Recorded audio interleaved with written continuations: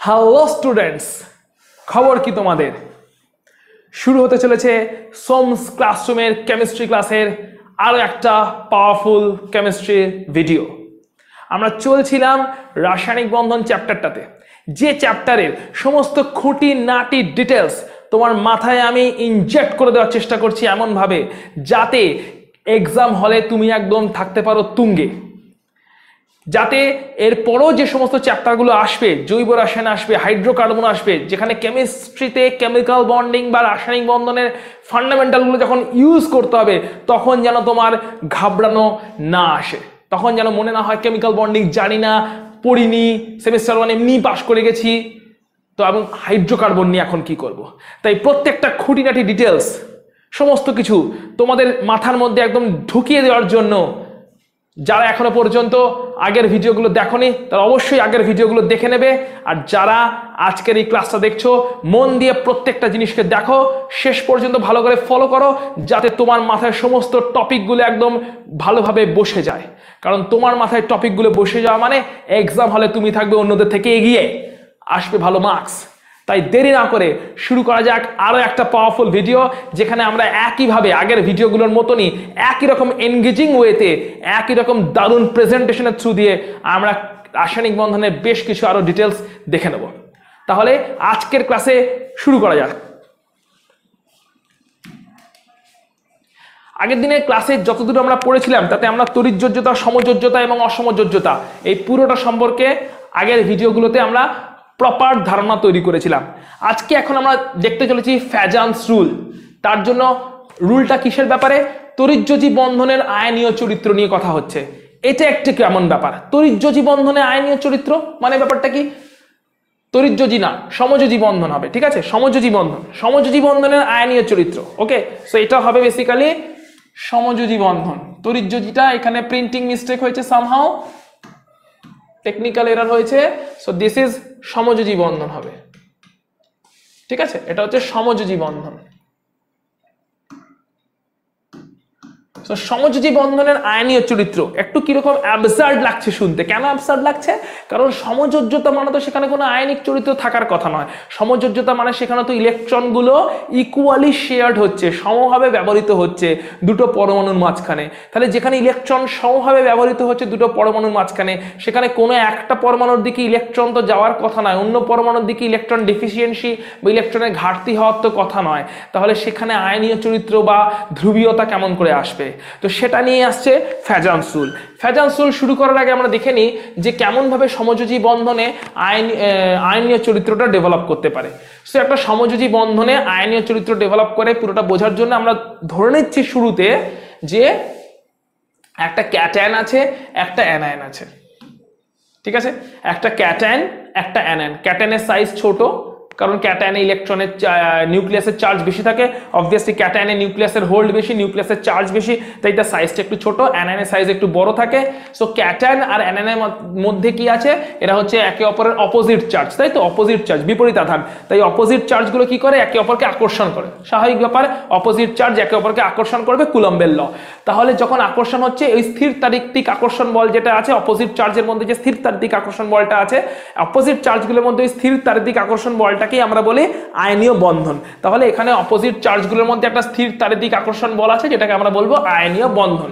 So এটা হচ্ছে basically একটা স্থির তাত্ত্বিক আকর্ষণ বল, যেটা এদেরকে আয়নীয় বন্ধন তৈরি করেছে, এদের মাঝখানে আয়নীয় বন্ধন তৈরি করতে হেল্প করেছে। এবারে এই অবস্থায় কি হয়? ক্যাটায়নটা অ্যানায়নের অরবিটালগুলোকে, অ্যানায়নের কক্ষকগুলোকে নিজের দিকে অতিরিক্ত আকর্ষণ করে। এই আকর্ষণটাকে বলা হয় পোলারাইজেশন বা ডিফরমেশন। কেন হয়? কারণ অ্যানায়নের যে অরবিটালগুলো আছে, অ্যানায়নের অরবিটাল বা অ্যানায়নের কক্ষকের উপরে অ্যানায়নের নিউক্লিয়াসের হোল্ড একটু হলেও কম, কারণ অ্যানায়নটা সাইজে বড়, প্লাস অ্যানায়নে অতিরিক্ত ইলেকট্রন আছে, সেই কারণে ইলেকট্রনগুলোর মধ্যে বিকর্ষণও আছে, এই কারণে অ্যানায়নের নিজের ইলেকট্রনগুলোর উপরে হোল্ড একটু কম। তাই অ্যানায়নের কক্ষককে ক্যাটায়ন আকর্ষণ করে নিজের দিকে, দিয়ে অ্যানায়নের কক্ষকটা ক্যাটায়নের দিকে এরকম ভাবে ডিফর্মড বা পোলারাইজড হয়ে যায়, ডিফর্মড হয়ে যায় বা পোলারাইজড হয়ে যায়। কোন দিকে? ক্যাটায়নের দিকে, কারণ ক্যাটায়ন টানছে। ক্যাটায়ন অ্যানায়নের মাঝে একটা স্থির তাত্ত্বিক আকর্ষণ বল আছেই, তার সঙ্গে ক্যাটায়ন অতিরিক্ত আর কি করছে, ক্যাটায়ন তার আকর্ষণ বল দিয়ে অ্যানায়নের কক্ষকগুলোকে, যে অ্যানায়নের কক্ষকের ইলেকট্রনগুলোর উপরে অ্যানায়নের নিজেরই অতটা হোল্ড নেই, এরকম অ্যানায়নের কক্ষকের ইলেকট্রনগুলোকে ক্যাটায়ন নিজের দিকে টেনে অ্যানায়নের কক্ষকে করে দিচ্ছে ডিফর্মড বা পোলারাইজড। অ্যানায়নের কক্ষক বা অরবিটালগুলো যে মোমেন্টে ডিফর্মড বা পোলারাইজড হয়ে গেল, সঙ্গে সঙ্গে ক্যাটায়নের কক্ষক আর অ্যানায়নের কক্ষকের মধ্যে একটা অভিলেপন শুরু হয়ে গেল। ক্যাটায়নের ইলেকট্রন আর অ্যানায়নের ইলেকট্রনের মধ্যে একটা শেয়ারিং বা সমভাবে ব্যবহার শুরু হয়ে গেল, একটা অভিলেপন শুরু হয়ে গেল কক্ষকগুলোর মধ্যে। আর কক্ষকগুলোর মধ্যে এরকম ভাবে যদি অভিলেপন শুরু হয়, তার মানে সমযোজ্যতা চলে এলো, সমযোজী ধর্ম চলে এলো। ছিল কিন্তু তড়িৎযোজী ধর্ম, কারণ ক্যাটায়ন অ্যানায়নের মাঝখানে ছিল কি, ছিল শুধুমাত্র স্থির তাড়িতিক আকর্ষণ বল, কিন্তু সেখান থেকে প্রথমে পোলারাইজেশন হলো বা ডিফরমেশন হলো। ক্যাটায়নের নিউক্লিয়াসটা অ্যানায়নের কক্ষককে নিজের দিকে টানলো, দিয়ে ডিফর্ম করে দিল বা পোলারাইজড করে দিল, এবং তারপরে তৈরি হয়ে গেল একটা অভিলেপন, অর্থাৎ সমযোজ্যতা কিন্তু এইভাবে ইন্ট্রোডিউসড হয়ে গেল। ক্যাটায়নের কক্ষক আর অ্যানায়নের কক্ষকের মধ্যে একটা অভিলেপনের থ্রু দিয়ে সমযোজ্যতা ইন্ট্রোডিউসড হয়ে গেল। তার মানে এইভাবে দেখা গেল যে ছিল যেখানে ইনিশিয়ালি পুরোপুরিভাবে তড়িৎযোজী বন্ধন, সেখানে একটা সমযোজী চরিত্র ঢুকে গেল, বা উল্টো ভাবে বললে এটাও বলা যায় যে সমযোজী বন্ধন যদি থেকে থাকে, সেখানেও এইভাবে একটা আয়নীয় চরিত্র চলে এলো। এইটার উপরে বেস করেই যে কখন তড়িৎযোজী বন্ধনে সমযোজী চরিত্র চলে আসবে, তড়িৎযোজী বন্ধনে সমযোজী চরিত্র বেশি আসবে না কম আসবে, কখন আসবে, বা সমযোজী বন্ধনেও আয়নীয় চরিত্র কেমন করে আসতে পারে, এই পুরো ব্যাপারটার জন্য আছে ফ্যাজান্স রুল। ফ্যাজান্সের রুল কি বলছে, এবার চলে আসি। ফ্যাজান্সের রুলের প্রথম পয়েন্টটা বলছে তড়িৎযোজী বন্ধনে ক্যাটায়নের আকার ছোট হলে আর অ্যানায়নের আকার বড় হলে সমযোজী চরিত্র বেশি হবে। খুবই স্বাভাবিক ব্যাপার এটা, কারণ যদি ক্যাটায়নটার সাইজ ছোট হয়, তার মানে ক্যাটায়নটার কি বেশি আছে, সাইজ ছোট মানে চার্জের ঘনত্ব বেশি, আধান ঘনত্ব বেশি। কারণ আগের দিনকে আমরা পড়েছিলাম যে আধান ঘনত্ব যেটাকে কিনা ফাই বলা হয়, আয়নিক পোটেনশিয়াল, ঠিক আছে, আধান ঘনত্ব বা চার্জ ডেনসিটি বা আয়নিক পোটেনশিয়াল ফাই, এটা ইজুকাল টু কি ছিল, ফাই ইজুকাল টু ছিল হচ্ছে আধানের পরিমাণ ডিভাইডেড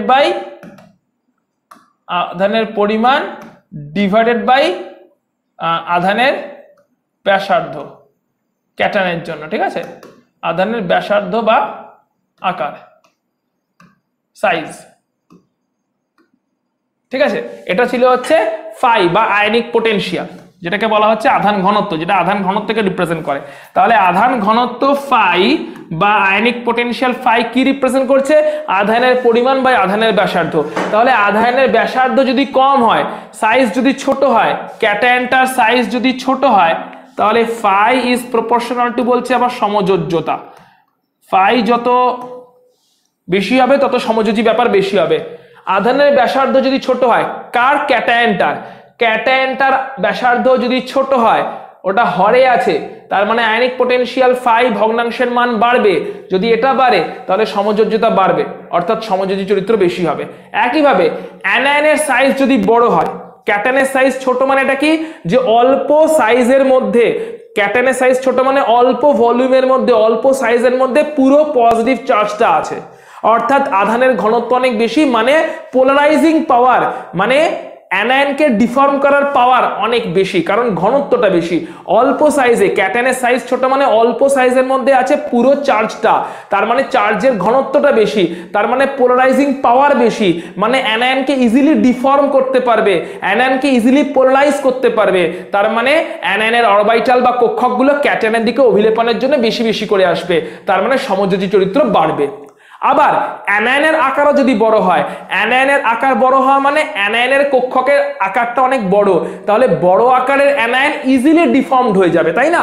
ক্যাটায়ন যেই একটু টান মারবে, তখন বড় আকারের যদি অ্যানায়ন হয়, তার কক্ষকগুলো ইজিলি ডিফর্মড হয়ে যাবে ক্যাটায়নের দিকে। তাহলে যদি ইজিলি ডিফর্মড হয়ে যায়, ইজিলি পোলারাইজেবল হয়ে যায়, তাহলে অ্যানায়নের কক্ষকগুলো ক্যাটায়নের দিকে ইজিলি ডিফর্ম বা পোলারাইজেবল হয়ে যাবে, এবং তার ফলেও অভিলেপনের মাত্রা বাড়বে, যে কারণে তোমার সমযোজ্যতা বাড়বে।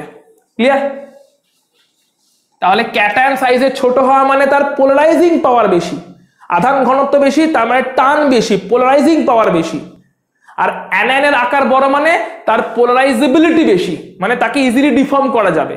আকার বড় হয়ে যাওয়া মানে অ্যানায়নের ইলেকট্রনকে ইজিলি ডিফর্ম করে দেওয়া যাবে, অ্যানায়নের কক্ষককে ইজিলি ডিফর্ম করে দেওয়া যাবে, পোলারাইজ করে দেওয়া যাবে, তার ফলে অভিলেপন বেশি হবে। অভিলেপন যত বেশি হবে সমযোজ্যতা সেখানে বেশি হবে। যেমন যদি আমরা এই সিকোয়েন্সটা দেখি NaCl KCl আর LiCl, আমরা জানি এখানে Cl মাইনাস অ্যানায়ন, অ্যানায়নটা তো কনস্ট্যান্ট এখানে আছে, অ্যানায়নটার কোনো চেঞ্জ হয়নি, ওটা হচ্ছে কনস্ট্যান্ট ওয়েতে আছে, ঠিক আছে। আচ্ছা এটা হচ্ছে প্রিন্টিং মিস্টেক আছে, এটা কেটে দিচ্ছি আমরা। আচ্ছা এবার চলে আসছি ক্যাটায়ন, তাহলে এখানে ক্যাটায়ন কে আছে Li plus Na plus K plus, তাহলে সাইজের অর্ডার কি আমরা জানি, পর্যায় সারণীতে পড়েছি, উপর থেকে নিচে সাইজ বৃদ্ধি পায়, ঠিক আছে, আকার বৃদ্ধি পায়, তাহলে হচ্ছে সাইজের এটা হচ্ছে অর্ডার, ঠিক আছে, আকার বা আকৃতি, এটা হচ্ছে আকার বা সাইজের অর্ডার, তাই তো।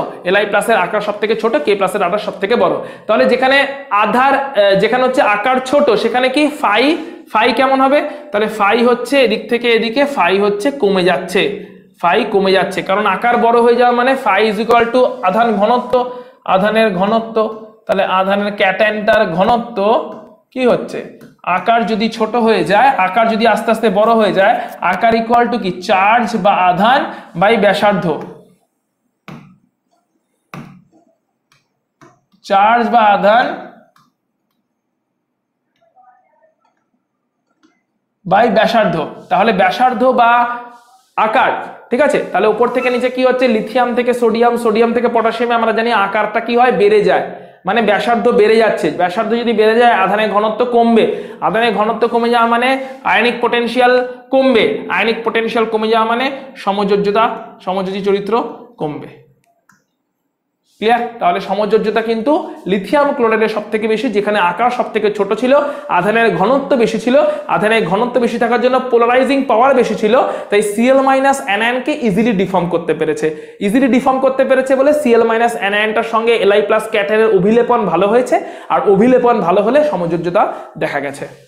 একইভাবে এই সিকোয়েন্সটা দেখো, এখানে হচ্ছে কে কনস্ট্যান্ট, এখানে হচ্ছে ক্যাটায়নটা কনস্ট্যান্ট, ক্যাটায়নটা হচ্ছে Li প্লাস, এটা কিন্তু কনস্ট্যান্ট, সবকটাতেই সেম ক্যাটায়ন ইউজ হয়েছে, তাহলে অ্যানায়নের আকারের অর্ডারটা দেখতে হবে, অ্যানায়নের আকার কি I মাইনাসের আকার সব থেকে বড়, পর্যায় সারণী মনে করো, পর্যায় সারণী মনে করো, তাহলেই বুঝতে পারবে যে উপর থেকে নিচে পর্যায় সারণীতে উপর থেকে নিচে আকার বৃদ্ধি পায়, তাই I মাইনাসের আকার সব থেকে বড় এন্ড F মাইনাসের আকার সব থেকে ছোট, তাহলে আকার যদি এদিক থেকে এদিকে বাঁ থেকে ডান দিকে কি হচ্ছে, আকার ছোট হয়ে যাচ্ছে, আকার কার আকার, অ্যানায়নটার আকার, অ্যানায়নটার আকার ছোট হয়ে যাওয়া মানে পোলারাইজেবিলিটি কমে যাওয়া, অর্থাৎ ডিফর্ম ইজিলি করা যাবে না, পোলারাইজেবিলিটি কমে যাওয়া, ডিফর্ম ইজিলি করা যাবে না, ছোট আকারকে ইজিলি ডিফর্ম করা যায় না, বড় সাইজের অ্যানায়ন হতো, কক্ষকগুলো অনেক দূরে দূরে আছে, তাকে ইজিলি ক্যাটায়ন টেনে নিয়ে চলে যেত, ইজিলি ডিফর্ম করে দিতে পারতো, কিন্তু ছোট সাইজের অ্যানায়ন যদি হয়ে যায় F মাইনাস, তাকে ক্যাটায়ন ইজিলি ডিফর্ম করতে পারবে না, তাহলে যদি পোলারাইজেবিলিটি কমে যায়, ইজিলি যদি ডিফর্ম না হয়, তার মানে সমযোজী ক্যারেক্টার কমে যাবে, সমযোজ্যতার নেচার কমে যাবে।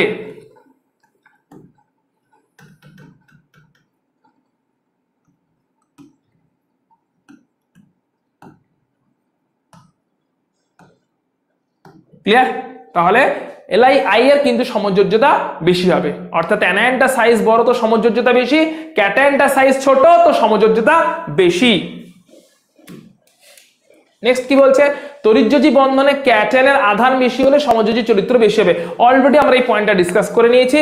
আধান বেশি হওয়া মানে কি হওয়া, আধান বেশি হওয়া মানে হচ্ছে আয়নিক পটেনশিয়াল বেশি হওয়া, মানে পোলারাইজিং পাওয়ার বেশি হওয়া, পোলারাইজিং পাওয়ার, পোলারাইজিং পাওয়ার বেশি হওয়া, আর পোলারাইজিং পাওয়ার বেশি হওয়া মানে আর কি বেশি হওয়া, পোলারাইজিং পাওয়ার বেশি হওয়া মানে হচ্ছে সমযোজী ক্যারেক্টার, সমযোজ্যতা বেশি হওয়া, সমযোজী ধর্ম বেশি হওয়া, ঠিক আছে, অলরেডি ডিসকাস করে নিয়েছি পয়েন্টটা।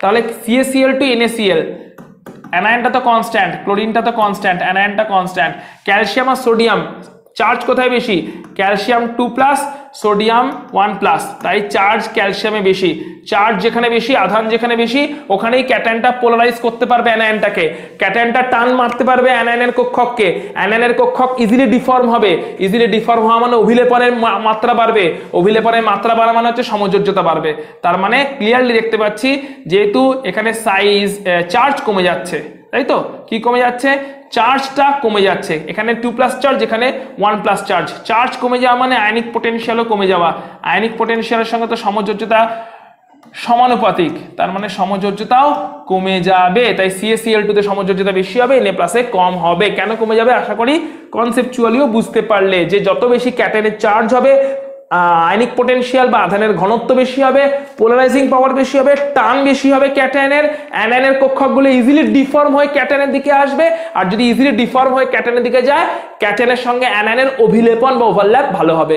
অভিলেপন বা ওভারল্যাপ যত ভালো হবে তত সমযোজী চরিত্র বেরিয়ে আসবে। প্রত্যেকটা পয়েন্ট খুঁটিয়ে খুঁটিয়ে খুঁটিয়ে খুঁটিয়ে কিন্তু মাথায় ঢুকিয়ে নিতে হবে, কারণ এমসিকিউ কোয়েশ্চেন্স কিন্তু একদম খুঁটিয়ে আসে। তাই আমি তোমার চেষ্টা করছি, আমি তোমার মাথায় যেন পুরোটা একদম ইনজেক্ট করে দেওয়া যায়, একদম মাথার ভেতরে যেন বসে যায়, তোমার নিউরনগুলোর মধ্যে যেন ছড়িয়ে যায় পুরো চ্যাপ্টারটা, সেটা আমি চেষ্টা করছি। তোমাকে কি চ্যালেঞ্জ নিতে হবে? তোমাকে নিতে হবে যা কিছু পড়াচ্ছি প্রত্যেকটা ভিডিওকে ভালো করে খুঁটিয়ে খুঁটিয়ে দেখতে হবে, প্রত্যেকটা কথাকে শুনতে হবে মন দিয়ে, এমন না যে স্কিপ করে দিলে। প্রত্যেকটা কথাকে শুনে সঙ্গে বইটাকে পাশে নিয়ে ট্যালি করে নিতে হবে। পুরো ভিডিওটাকে খুঁটিয়ে দেখার পরে যদি বইটা একবার পড়ে নাও, চ্যালেঞ্জ করছি আর দ্বিতীয় কোনো ভিডিও দেখতে লাগবে না। চ্যালেঞ্জ করছি তোমার কাছে জিনিসটা পুরো ক্রিস্টাল ক্লিয়ার হয়ে যাবে, এত সুন্দরভাবে ক্লিয়ার হয়ে যাবে দারুণ প্রেজেন্টেশনের থ্রু দিয়ে, যে তুমি নিজেই বুঝতে পারবে না যে এত ভালো কেমিস্ট্রি তোমার কবে থেকে হয়ে গেল। যে সূর্য স্যারের ক্লাস করে কেমিস্ট্রিতে দারুণ এই ইমপ্রুভমেন্টটা তুমি তখন নিজেই ফিল করতে পারবে। তারপরে রুলটা কি বলছে, একই আকার ও সমাধানযুক্ত ক্যাটায়নের মধ্যে N-1DNS এরকম ইলেকট্রনীয় গঠন কাঠামোযুক্ত আদর্শ সন্ধিগত ধাতুর ধ্রুবায়ন ক্ষমতা নিষ্ক্রিয় গ্যাসের কাঠামো NH2NP6 ইলেকট্রন বিন্যাসযুক্ত ক্ষার ধাতু এবং ক্ষারীয় মৃত্তিকা ধাতুর থেকে বেশি। ক্যাটায়ন ইলেকট্রনের আধানকে নিজের দিকে টেনে নিয়ে আয়নকে ধ্রুবায়িত করে। পোলারাইজেশন মানে হচ্ছে ধ্রুবায়ন, ঠিক আছে, পোলারাইজেশন মানে হচ্ছে ধ্রুবায়ন করে, এবং এইভাবে দুটি নিউক্লিয়াসের মধ্যে ইলেকট্রনের আধানের ঘনত্ব বৃদ্ধি করে। দেখে নেওয়া যাক এক্সাম্পলের থ্রু দিয়ে রুলটা কি বলতে চাইছে। যে CuCl আছে আর KCl আছে, দুজনেই Cl- তো কমন অ্যানায়ন, সো Cl- হচ্ছে এখানে, অ্যানায়নটা হচ্ছে কনস্ট্যান্ট। এই দুজনের মধ্যে পোলারাইজিং পাওয়ারটা কোথায় বেশি, অর্থাৎ ধ্রুবায়ন ক্ষমতা কোথায় বেশি দেখতে হবে। Cu+ এর ধ্রুবায়ন ক্ষমতা বেশি বা পোলারাইজিং পাওয়ার বেশি, না K+ এর ধ্রুবায়ন ক্ষমতা বেশি বা পোলারাইজিং পাওয়ার বেশি। একবার Cu+ এর কনফিগারেশনটা আমরা দেখে নিই। Cu+ এর কনফিগারেশন হবে হচ্ছে 3D10 4s0, ঠিক আছে, আর K+ এর কনফিগারেশন হবে হচ্ছে 4s0, শুধুমাত্র 4s0। এর ভ্যালেন্স শেলের কনফিগারেশন হচ্ছে কি, ভ্যালেন্স শেলে আছে হচ্ছে 3s2 K+, 3s2 3p6 4s0, দুটোই 4s0, কিন্তু একটাতে কি আছে, আচ্ছা কপার প্লাসকে তাহলে একটু ডিটেলে লিখে দিই, কপার প্লাসকেও ডিটেলে লিখে দিই। কপার প্লাসটা তাহলে আছে হচ্ছে 3s2 3p6 3d10 4s0, ঠিক আছে, তাহলে দুটোতেই 4s0 তো কমন, কিন্তু কপার প্লাসে কি আছে, ডি অরবিটাল আছে, ডি অরবিটালে 10টা ইলেকট্রন আছে।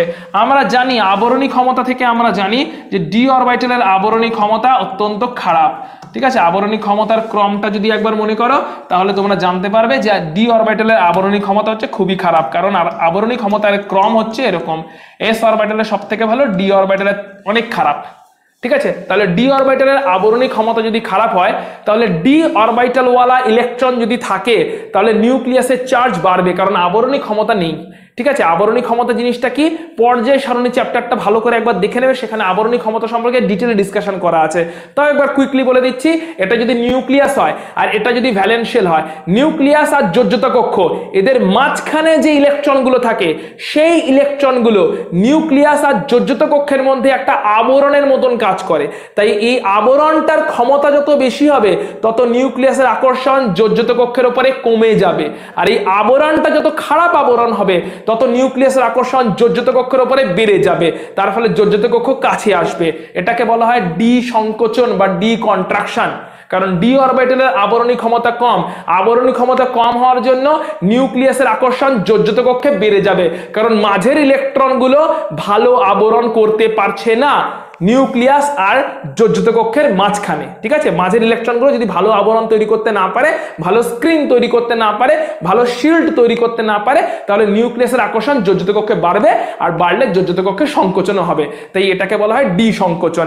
এই আবরণী ক্ষমতা কম হওয়ার জন্য নিউক্লিয়াসের আকর্ষণ বল কপার প্লাসে বেশি না কে প্লাসে বেশি, অবভিয়াসলি কপার প্লাসে নিউক্লিয় আকর্ষণ বল বেশি,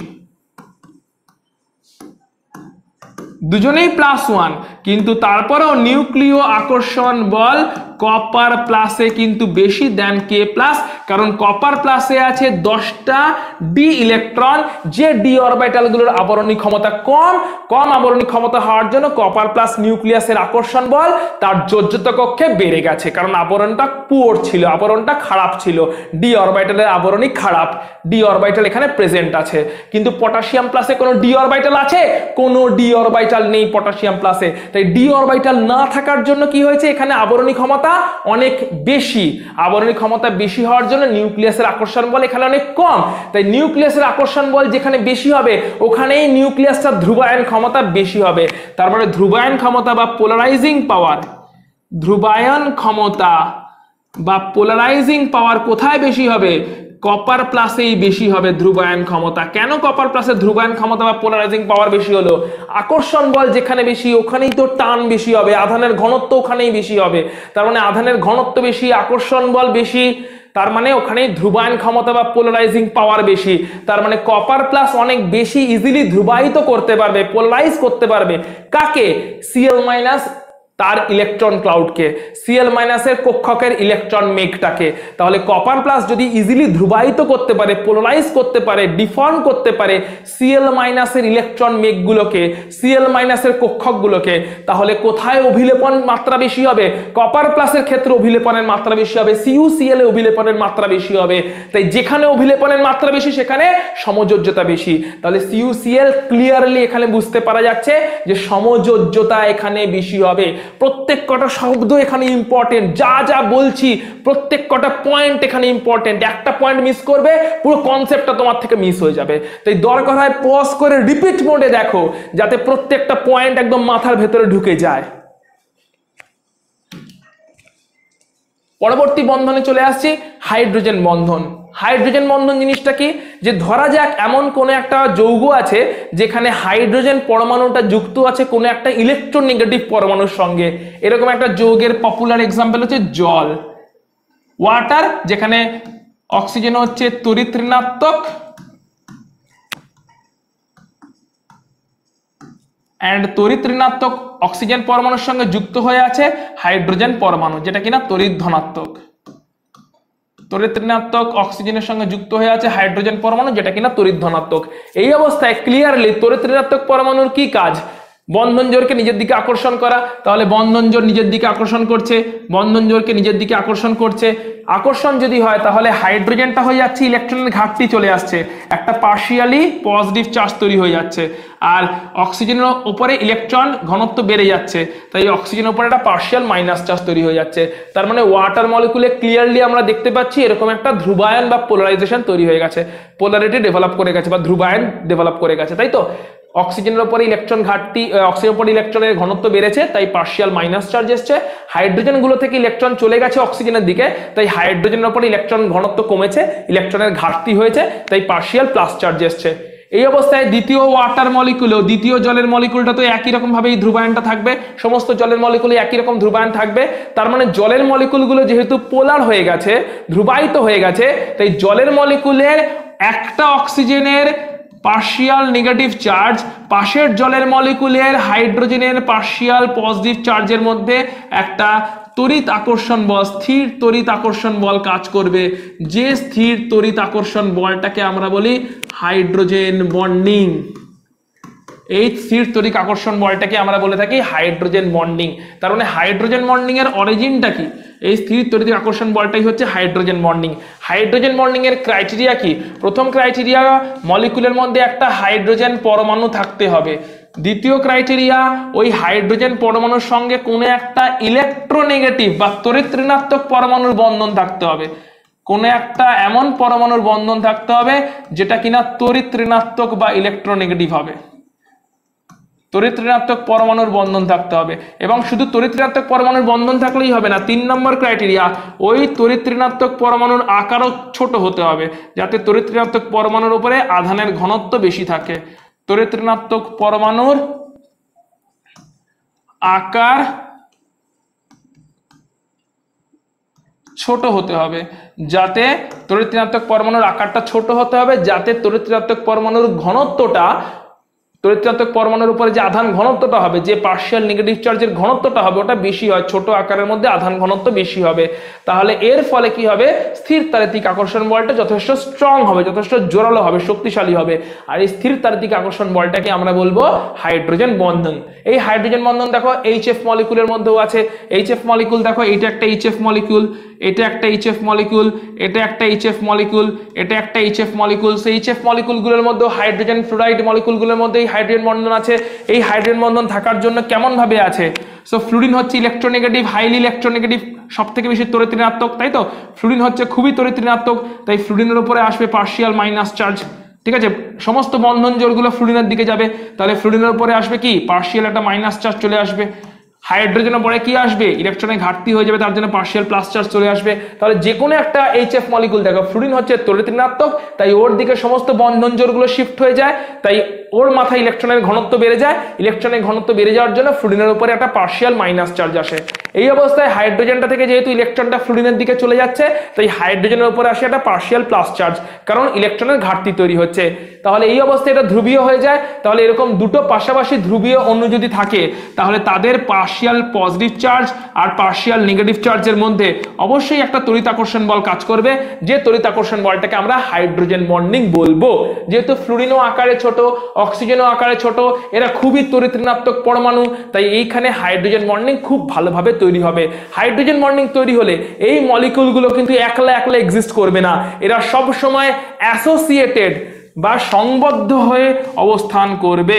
মানে জলের n সংখ্যক অণু কিন্তু একসাথে অ্যাসোসিয়েটেড হয়ে যাবে হাইড্রোজেন বন্ডিং এর মাধ্যমে, দিয়ে একটা জাগতিক, একটা জাইগ্যান্টিক অণু, ঠিক আছে, একটা জাইগ্যান্টিক বা একটা বড় সাইজের একটা বৃহৎ আকারের অণু তৈরি করে, একটা অতিকায় অণু তৈরি করে কিন্তু অবস্থান করবে। অর্থাৎ জলের মধ্যে কিন্তু, লিকুইড ওয়াটারের মধ্যে কিন্তু ইন্ডিভিজুয়াল জলের মলিকুল নেই, সেখানে হাইড্রোজেন বন্ডিং এর থ্রু দিয়ে অনেকগুলো জলের মলিকুল জুড়ে জুড়ে জুড়ে জুড়ে একটা অতিকায় অণু তৈরি করে কিন্তু অবস্থান করছে, অ্যাসোসিয়েটেড মলিকুল ফর্মে অবস্থান করছে। একইভাবে এইচএফও কিন্তু অনেকগুলো এইচএফ মলিকুল জুড়ে জুড়ে জুড়ে জুড়ে পুরো কিন্তু একটা অতিকায় এইচএফ হোল এন অণু হিসাবে অবস্থান করছে। অর্থাৎ এরা কিন্তু হাইড্রোজেন বন্ডিং এর মাধ্যমে ভালোভাবে যুক্ত হয়ে আছে। এদের মাঝের ইন্টারমলিকুলার ফোর্স, এদের মাঝখানের ইন্টারমলিকুলার ফোর্স বা আন্তঃ আণবিক আকর্ষণ বল অনেক কিন্তু স্ট্রং। ঠিক আছে, এর জন্য কি কি কনসিকুয়েন্সেস, এর ফলাফল হিসেবে কি হয়? প্রথম ফলাফল দেখো, যে জল হচ্ছে রুম টেম্পারেচারে, ঠিক আছে, রুম টেম্পারেচারে জল কিন্তু একটা লিকুইড, একটা তরল, কিন্তু জলের অক্সিজেনের মতনই জল হচ্ছে হাইড্রোজেন অক্সাইড, আর এটা হচ্ছে হাইড্রোজেন সালফাইড। অক্সিজেন আর সালফার একই শ্রেণীতে অবস্থান করে, শ্রেণী নাম্বার 16।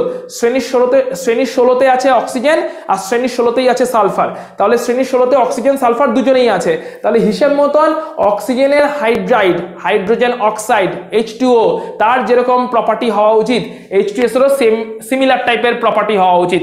কিন্তু দেখা যাচ্ছে H2O হচ্ছে রুম টেম্পারেচারে লিকুইড বা তরল, আর H2S হচ্ছে রুম টেম্পারেচারে গ্যাস।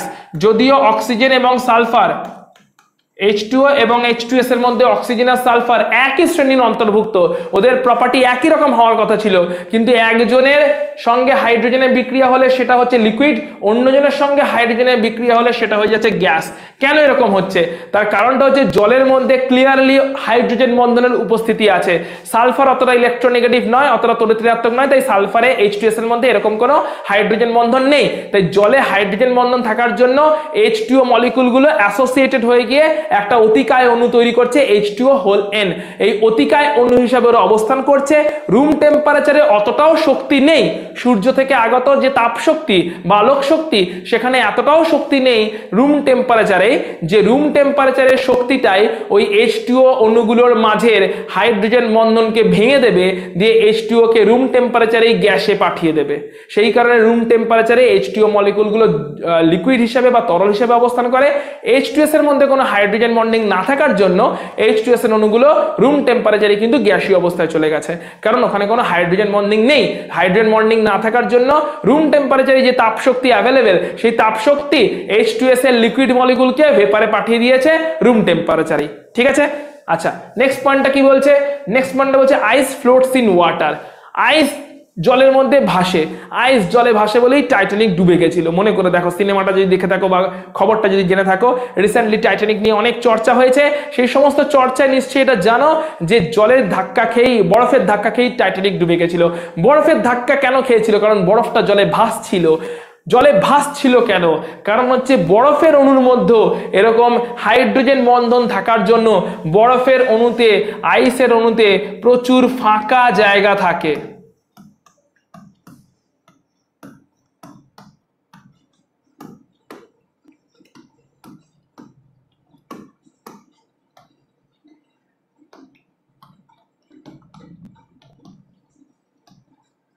কেন প্রচুর ফাঁকা স্থান বর্তমান বরফের অণুর মধ্যে? তার কারণটা হচ্ছে বরফের অণুগুলো একইভাবে হাইড্রোজেন বন্ডিং এ আবদ্ধ, ঠিক যেরকম ভাবে জলের অণুগুলোতে হাইড্রোজেন বন্ডিং আছে। তাহলে বরফের অণুগুলোতেও হাইড্রোজেন বন্ধনের উপস্থিতির জন্য বরফের অণুগুলো এমনভাবে একটা কেলাস তৈরি করে যে কেলাসের মধ্যে প্রচুর ফাঁকা জায়গা থাকে। ফাঁকা জায়গা প্রচুর থাকা মানে আয়তন বেড়ে যাওয়া, আয়তন বেড়ে যাওয়া মানে ঘনত্ব কমে যাওয়া, ঘনত্ব কমে যাওয়া মানে জলের মধ্যে ভাসমান অবস্থায় থাকা, জলের মধ্যে ডুবে যাওয়ার কথা নয়। এমনিতে কঠিনের ঘনত্ব বেশি হয়, তাই যে কোনো কঠিন জলের মধ্যে ডুবে যায়। অন্য যে কোনো একটা পাথর টাথর কিছু জলে ফেলে দেখো, জলে ডুবে যাচ্ছে, তাই না? কিন্তু আইস, বরফ, ওটাও কঠিন কিন্তু ওটা জলে ভাসছে। কেন আইসটা জলে ভাসছে? রেগুলার লাইফেও নিশ্চয়ই দেখেছো, আইস কিউব যখন দেওয়া হয়, ঠান্ডা জল খাওয়া হচ্ছে, কিছু কোল্ড ড্রিঙ্ক খাওয়া হচ্ছে, জলের মধ্যে একটু আইস কিউব দেওয়া হচ্ছে, কোনো মকটেল খাওয়া হচ্ছে, সো জলের মধ্যে আইস কিউব দেওয়া হচ্ছে, আইস কিউবটা ভেসে থাকে। কেন ভেসে থাকে? কারণ বরফের ক্রিস্টাল বা বরফের কেলাসটা এমন ভাবেই তৈরি হয়, বরফের কেলাসের মধ্যে হাইড্রোজেন বন্ধন থাকে। হাইড্রোজেন বন্ধন থাকার জন্য বরফের কেলাসে প্রচুর ফাঁকা জায়গা থাকে। দেখতেই পাচ্ছ কেলাসের ছবিটাতে কি মলিকুলগুলো খুব গাদাগাদি করে কাছে কাছে হয়ে কম্প্যাক্ট তৈরি হয়েছে? হয়নি, মলিকুলগুলো দূরে দূরে আছে, আর তার জন্য যে কেলাসটা তৈরি হয়েছে সেখানে অনেক ফাঁকা স্থান আছে। ছবিটাতে একদম ক্লিয়ারলি বুঝতে পারা যাচ্ছে। অর্থাৎ মলিকুলগুলো খুব গাদাগাদি করে কম্প্যাক্ট হইতে নেই, তার অনেক দূরে দূরে আছে, সেই কারণে অনেক ফাঁকা স্থানও আছে। ফাঁকা স্থান থাকার জন্য ঘনত্ব কমে যাচ্ছে, আয়তন বেড়ে যাচ্ছে, সেই কারণে জলে ভাসমান হয়ে যাচ্ছে। একইভাবে হাইড্রোজেন বন্ডিং এর মাধ্যমে অ্যালকোহল জলের মধ্যে ডুবে যায়। যারা যারা অ্যালকোহল সম্পর্কে একটু আইডিয়া আছে, আমি জানি অনেকেরই আছে, ঠিক আছে, আমি আর মুখ খুলছি না এই ব্যাপারটা নিয়ে, আমি জানি অনেকেরই আছে, ক্লাস 11-এ উঠে গেছো, অ্যালকোহল সম্পর্কে আইডিয়া নিয়ে এটা আবার হয় নাকি? অ্যালকোহল সম্পর্কে আইডিয়া আমি জানি আছে। অ্যালকোহলকে যখন পেগ বানানো হয় তখন জলের সঙ্গেই মেশানো হয়। কেন? কারণ অ্যালকোহল জলে দ্রবীভূত হয়। তাই যারা যারা অ্যালকোহল নিয়ে অতিরিক্ত চিন্তা করছো, তারা কি এটা জানো যে কেন অ্যালকোহল জলের মধ্যে দ্রবীভূত হয়ে যায়? কারণটা হচ্ছে অ্যালকোহল মলিকুল, এটা একটা অ্যালকোহল মলিকুল, ইথানল মলিকুল, সেই অ্যালকোহল মলিকুল যেটা পানীয় হিসাবে ব্যবহার করা হয়, CH3CH2OH। তাই যারা অ্যালকোহলকে পানীয় হিসাবে ব্যবহার করেছো কিন্তু এখন অবধি তার ফর্মুলাটাই জানো না, তারা জেনে নাও ভালো করে যে CH3CH2OH এটা হচ্ছে পানীয় অ্যালকোহলের ফর্মুলা, ইথানল। আবার এটা আছে জল, তাহলে যখনই জলের মধ্যে ইথানল দেওয়া হচ্ছে, সো এটা হচ্ছে ইথানল যেটা কিনা পানীয় অ্যালকোহল হিসাবে ইউজ হয়, আর এটা হচ্ছে জল, ওয়াটার। তার মানে ইথানলের মধ্যেও দেখতে পাচ্ছ অক্সিজেন আছে যেটা কিনা তড়িৎ ঋণাত্মক। তার মানে এই OH বন্ডের বন্ড পেয়ারকে বা বন্ধন জোড়কে অক্সিজেনটা নিজের দিকে আকর্ষণ করবে, ফলে অক্সিজেনের উপরে ইলেকট্রন ঘনত্ব বাড়বে, পার্শিয়াল মাইনাস চার্জ হবে। হাইড্রোজেনের উপরে ইলেকট্রনের ঘাটতি হবে, পার্শিয়াল প্লাস চার্জ হবে। সেম জিনিস জলের মলিকুলের মধ্যেও হবে, অক্সিজেনের উপরে পার্শিয়াল মাইনাস চার্জ, হাইড্রোজেনের উপরে পার্শিয়াল প্লাস চার্জ। এবারে অ্যালকোহল মলিকুলের সঙ্গে জলের মলিকুলের মধ্যে অপোজিট চার্জ যেগুলো আছে, ঠিক আছে, বিপরীত আধান যেগুলো আছে, সেই অপোজিট চার্জগুলোর মধ্যে তৈরি হবে ইন্টারমলিকুলার হাইড্রোজেন বন্ডিং বা আন্তঃআণবিক দুটো অণুর মধ্যে ইন্টারমলিকুলার হাইড্রোজেন বন্ডিং বা আন্তঃআণবিক হাইড্রোজেন বন্ধন, যার ফলে এই হাইড্রোজেন বন্ধন তৈরির মাধ্যমে অ্যালকোহল মলিকুলগুলো জলের সঙ্গে ইন্টারঅ্যাক্ট করবে এবং জলের মধ্যে গুলে যাবে, ডিজলভ হয়ে যাবে। সো এগুলো হচ্ছে হাইড্রোজেন বন্ডিং থাকার একটা ইম্পর্টেন্স। ভ্যান ডার ওয়ালস আকর্ষণ বল। সো ভ্যান ডার ওয়ালস আকর্ষণ বল হচ্ছে আরো এক রকমের দুর্বল আকর্ষণ বল। হ্যাঁ, আকর্ষণ বলে যদি ক্রমগুলো সাজাই, সব থেকে শক্তিশালী আকর্ষণ বল কিন্তু তড়িৎযোজী আকর্ষণ বল, যেখানে বন্ধন তৈরি হয়েছে, প্রকৃত বন্ধন তৈরি হয়েছে। তারপরে সমযোজী আকর্ষণ বল, তারপরে অসমযোজী আকর্ষণ বল, তারপরে হচ্ছে হাইড্রোজেন আকর্ষণ বল, হাইড্রোজেন বন্ধন। হাইড্রোজেন বন্ধন কিন্তু প্রকৃত বন্ধনই নয়। দেখতেই পাচ্ছ হাইড্রোজেন বন্ধনে কি কোথাও কোনো ইলেকট্রনের আদান প্রদান হয়েছে? হয়নি। ইলেকট্রনের আদান প্রদানের মাধ্যমে যে বন্ধন তৈরি হয় সেটাই প্রকৃত বন্ধন, একদম প্রথম ভিডিওতে বলেছিলাম। তো হাইড্রোজেন বন্ধন কিন্তু প্রকৃত বন্ধন নয়, তাই হাইড্রোজেন বন্ধন কিন্তু অনেকটাই দুর্বল বন্ধন। এবারে বলছি ভ্যান ডার ওয়ালস বন্ধনগুলো, এগুলো আরো দুর্বল বন্ধন, ঠিক আছে? এগুলো হচ্ছে আন্ত আণবিক আকর্ষণ বল। ভ্যান ডার ওয়ালস আকর্ষণ বলগুলো কিরকম? আন্ত আণবিক আকর্ষণ বল। এখানে কোনো ইলেকট্রনের আদান প্রদান হয় না, কেবলমাত্র একটা অণুর সঙ্গে পাশের অণুর মধ্যে কিছু টেম্পোরারি আকর্ষণ বল তৈরি হয়। এই আকর্ষণ বলগুলো হচ্ছে আন্ত আণবিক আকর্ষণ বল, যাদেরকে বলা হচ্ছে ভ্যান ডার ওয়ালস আকর্ষণ বল। এই ভ্যান ডার ওয়ালস আকর্ষণ বল তিন রকমের হতে পারে। এটা হচ্ছে ডাইপোল ডাইপোল আকর্ষণ বল, অর্থাৎ এটা একটা ধ্রুবীয় অণু, এটা একটা ধ্রুবীয় অণু, দুটো ধ্রুবীয় অণুর মাঝখানে বিপরীত আধানগুলো একে অপরকে যদি আকর্ষণ করে তাহলে সেটা হচ্ছে ডাইপোল ডাইপোল আকর্ষণ বল বা কিসম ফোর্স। এটা একটা ধ্রুবীয় অণু, ধ্রুবীয় অণু মানে ক্লিয়ারলি এইদিকে আছে ইলেকট্রোনেগেটিভ কেউ বা তড়িৎ ঋণাত্মক কেউ। ধ্রুবীয় অণু মানে যেদিকে মাইনাস চার্জটা শিফট হয়ে গেছে সেদিকে কোনো না কোনো তড়িৎ ঋণাত্মক পরমাণু আছে, আর যেদিকে ধনাত্মক চার্জটা রয়ে গেছে ওদিকে কোনো না কোনো তড়িৎ ধনাত্মক পরমাণু আছে। তো এরকম তড়িৎ ঋণাত্মক আর তড়িৎ ধনাত্মক পরমাণু যদি থাকে তাদের মাঝখানে যে বন্ধনটা হচ্ছে সেই বন্ধনের মধ্যে ধ্রুবীয়তা চলে আসবে, তার ফলে তড়িৎ ঋণাত্মক পরমাণুর দিকে ইলেকট্রনের জোটটা শিফট করে যাবে, ইলেকট্রন বন্ধনটা শিফট করে যাবে, এন্ড তার ফলে এরকম একটা ধ্রুবীয়তা তৈরি হবে, পোলারিটি তৈরি হবে। তাহলে এটাও একটা ধ্রুবীয় অণু, এটা একটা ধ্রুবীয় অণু, দুটো ধ্রুবীয় অণুর মাঝখানে বিপরীত আধানগুলোর মধ্যে যে আকর্ষণ বল তৈরি হলো তাকে বলা হচ্ছে কিসাম ফোর্স, ঠিক আছে? এটা হচ্ছে কিসাম ফোর্স, দুটো ধ্রুবীয় অণুর মাঝখানে বিপরীত আধানগুলো যে আকর্ষণ বল দিয়ে একে অপরকে আকর্ষণ করছে, এটা হচ্ছে কিসাম ফোর্স। লন্ডন ডিবাই ফোর্স কোনটা? ডিবাই ফোর্স হচ্ছে একটা ধ্রুবীয় অণু, অন্যটা অধ্রুবীয় অণু ছিল, তাই ধ্রুবীয় অণুটা অধ্রুবীয় অণুর মধ্যে একটা টেম্পোরারি ধ্রুবীয়তা তৈরি করছে। ধ্রুবীয় অণুর উপস্থিতিতে অধ্রুবীয় অণুতেও একটা টেম্পোরারি চার্জ তৈরি হয়ে যাচ্ছে এবং এর ফলে এদের মধ্যে একটা আকর্ষণ বল তৈরি হচ্ছে। এগুলো সবই স্থিরতারিতিক আকর্ষণ বল, কিন্তু এগুলো কিন্তু প্রকৃত বন্ধন নয়। এই আকর্ষণ বলটাকে বলা হচ্ছে ডিবাই ফোর্স। ধ্রুবীয় অণুর উপস্থিতিতে অধ্রুবীয় অণুতেও একটা টেম্পোরারি ধ্রুবীয়তা তৈরি হয়ে যাচ্ছে। এই টেম্পোরারি ধ্রুবীয়তার কারণে অরিজিনাল ধ্রুবীয় অণুটা আর তৈরি হয়ে যাওয়া ইনডিউসড টেম্পোরারি ধ্রুবীয়তা, এদের মধ্যে এদের অপোজিট চার্জগুলোর মধ্যে যে আকর্ষণ বল কাজ করছে তাকে বলা হচ্ছে ডিবাই ফোর্স। লন্ডন ফোর্স কাকে বলা হচ্ছে? যখন দুটোই অধ্রুবীয় অণু ছিল। আচ্ছা, তাহলে এটাও ছিল ধ্রুবীয় অণু, এটাও ছিল ধ্রুবীয় অণু, দুজনেই ছিল পোলার বা ধ্রুবীয়, তাই দুজনের অপোজিট চার্জের মধ্যে যে আকর্ষণ বল সেটা হচ্ছে তোমার কিসাম ফোর্স। এখানে এই অণুটা ছিল ধ্রুবীয় কিন্তু অন্যটা ছিল অধ্রুবীয়, একটা ধ্রুবীয় অণু অন্য অধ্রুবীয় অণুর মধ্যে একটা ধ্রুবীয়তা তৈরি করে দিল। ধ্রুবীয় অণুটার সঙ্গে যেই অধ্রুবীয় অণুটা সঙ্গে এলো, সঙ্গে অধ্রুবীয় অণুটার মধ্যেও কিন্তু একটা ধ্রুবীয়তা তৈরি হয়ে গেল, আর এর ফলে বিপরীত আধানগুলো একে অপরকে আকর্ষণ করতে শুরু করে দিল। এটা হচ্ছে ডিবাই ফোর্স। এখানে কি? এখানে দুজনেই অধ্রুবীয় অণু, দুজনেই অধ্রুবীয় অণু, কিন্তু এই অধ্রুবীয় অণুগুলোর মধ্যেও একটা টেম্পোরারিলি ধ্রুবীয়তা তৈরি হয়ে যায়। অধ্রুবীয় অণু, কিন্তু অধ্রুবীয় অণুগুলোর মধ্যে একটা টেম্পোরারি ধ্রুবীয়তা তৈরি হয়ে যায়। কেন টেম্পোরারি ধ্রুবীয়তা তৈরি হয়? কারণ যদিও বা অণুটা অধ্রুবীয় ছিল, কিন্তু ইলেকট্রনগুলো যখন ওই অধ্রুবীয় অণুর মধ্যে ঘুরছে তখন কখনো কোনো একটা মোমেন্টে হয়তো ইলেকট্রনগুলো কোনো একদিকে বেশি আছে, অন্যদিকে ইলেকট্রনের ঘাটতি হয়ে গেছে, আবার ঘুরতে ঘুরতে ইলেকট্রনগুলো অন্যদিকে হয়তো তাদের ঘনত্ব বেড়ে গেল, উল্টো দিকে ঘাটতি হয়ে গেল। তার মানে যেহেতু ইলেকট্রনগুলো স্থির অবস্থায় নেই, তারা সবসময় নিউক্লিয়াসের চারপাশে ঘুরছে, সেই কারণে কোনো একদিকে কোনো একটা মোমেন্টে ইলেকট্রনের ঘনত্ব বেড়ে যেতে পারে টেম্পোরারিলি বা ইনস্ট্যান্টেনিয়াসলি, আর অন্যদিকে সেই মোমেন্টে ইলেকট্রনের ঘাটতি হয়ে যাবে। তাই যে মোমেন্টে কোনো একটা অধ্রুবীয় অণুতে ইলেকট্রনগুলোর ঘূর্ণনের কারণে কোনো একদিকে ইলেকট্রনের ঘনত্ব একটু হলেও বেড়ে যায়, অন্যদিকে সেই কারণে একটু ইলেকট্রনের ঘাটতি হয়ে যায়, সঙ্গে সঙ্গে ওই অধ্রুবীয় অণুটাতেও একটা ইনস্ট্যান্টেনিয়াস, একটা সাময়িক ধ্রুবীয়তা তৈরি হয়। যে একটা অণুতে ধ্রুবীয়তা তৈরি হয়ে গেল, সে পাশের অণুতেও একটা ধ্রুবীয়তা সঙ্গে সঙ্গে জেনারেট করিয়ে দেয়। এইভাবে একটা অণুতে নিজে থেকে ধ্রুবীয়তা তৈরি হলো ইলেকট্রনের ঘূর্ণনের একটু ভারসাম্যহীনতার কারণে, আর অন্য অণুতে সঙ্গে সঙ্গে প্রথম অণুর উপস্থিতিতে একটা ধ্রুবীয়তা তৈরি হয়ে গেল। এইভাবে দুটো অধ্রুবীয় অণুতে টেম্পোরারি ধ্রুবীয়তা তৈরি হয়, যেটা থ্রু দিয়ে অপোজিট চার্জগুলো একে অপরকে আকর্ষণ করে, এবং এই আকর্ষণকে বলা হয় লন্ডন ফোর্স।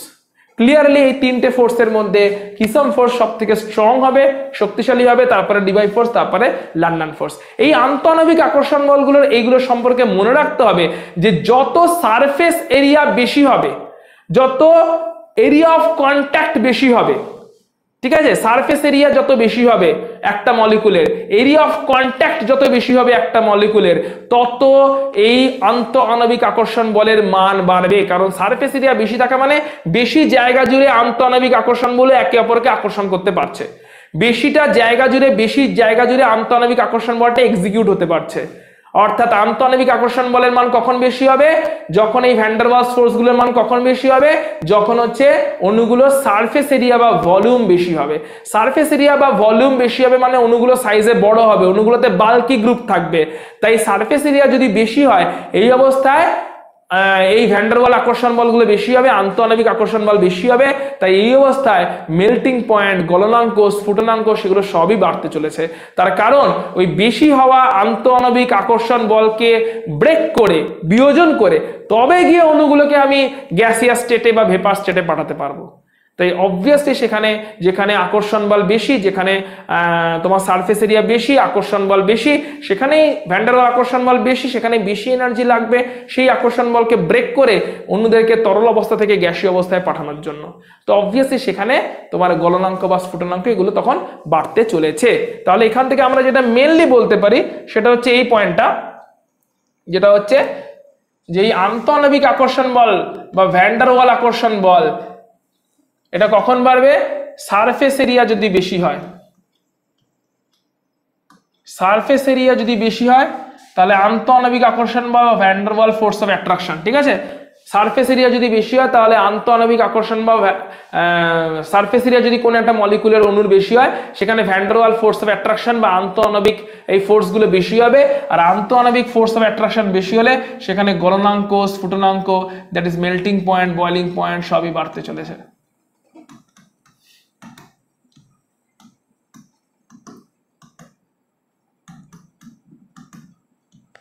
এগুলো সবই বাড়তে চলেছে।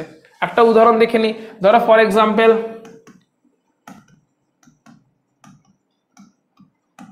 এটা বিউটেন মলিকুল,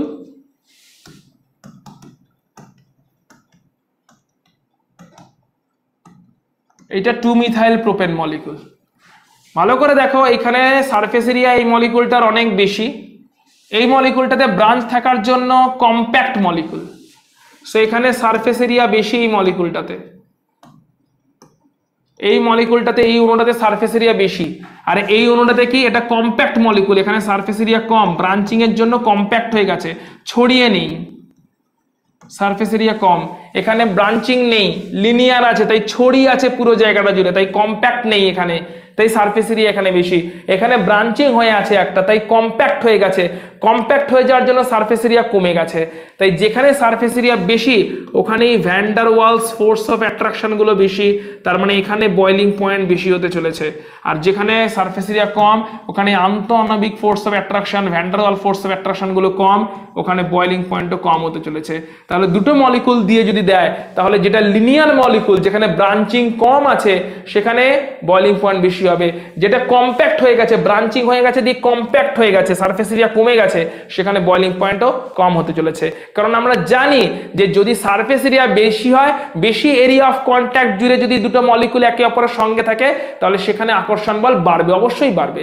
আর যেখানে সারফেস এরিয়া কমে গেছে সেখানে আকর্ষণ বল কমবে। আর আকর্ষণ বল কমে যাওয়া মানে কম শক্তি প্রদান করলেই ওই লিকুইড মলিকুলগুলো ভেপারে চলে যাবে। আকর্ষণ বল বেশি থাকা মানে অনেক বেশি শক্তি লাগবে ওই আকর্ষণ বলকে ভেঙে লিকুইড মলিকুলকে ভেপারে পাঠানোর জন্য। তাই এটা হচ্ছে van der Waals force of অ্যাট্রাকশনের ডিটেলসটা। নিশ্চয়ই পুরো জিনিসটা মাথায় ঢুকছে। আমরা চলে আসছি এরপরে পরবর্তী টপিকে। কারোর যদি কোথাও বুঝতে অসুবিধা হয় তাহলে ভিডিওটা পজ করে বা রিক্যাপ করে আবার দেখো, প্রত্যেকটা কথা শুনতে হবে তবেই গিয়ে পুরো জিনিসটা মাথায় ঢুকবে। কারণ প্রথমেই বলে রাখি জায়গাগুলো কিন্তু খুব ইজি নয়, ঠিক আছে, খুঁটিয়ে খুঁটিয়ে মাথায় ঢুকতে গেলে প্রত্যেকটা জিনিসকে ভালো করে শুনে বুঝে তারপরে কিন্তু মাথায় ঢোকাতে হবে। চলে আসছি অণুর আকৃতি। অণুর আকৃতি কেমন করে নির্ধারণ করা হয়। সো আমরা অণুর আকৃতিগুলো নিয়ে এবার চলে এসেছি। VSEPR থিওরি, সংকরায়ন, এই সমস্ত জায়গাগুলো এখন শুরু করতে চলেছি। সো অণুর বিভিন্ন রকম আকৃতি কেমন হতে পারে একবার দেখে নাও। সো এটা একটা অণু যেটা কিনা লিনিয়ার আকৃতি, রৈখিক আকৃতির অণু একটা, যেখানে বন্ধন কোণটা হচ্ছে 180 ডিগ্রি, BeCl2 বেরিলিয়াম ক্লোরাইড, ঠিক আছে, রৈখিক আকৃতির অণু যেখানে বন্ধন কোণ হচ্ছে 180 ডিগ্রি। এটা একটা ট্রাইগোনাল প্ল্যানার আকৃতির অণুর, ট্রাইগোনাল প্ল্যানার আকৃতির অণু BF3, যেখানে বন্ধন কোণ হচ্ছে 120 ডিগ্রি। এটা একটা টেট্রাহেড্রাল বা চতুস্তলকীয়, ঠিক আছে। তাহলে আকৃতিগুলো কি? এটা হচ্ছে রৈখিক, রৈখিক আকৃতির অণু কোনটা? কোনটা হচ্ছে ট্রাইগোনাল প্ল্যানার আকৃতির অণু, কোনটা হচ্ছে চতুস্তলকীয় বা টেট্রাহেড্রাল আকৃতির অণু।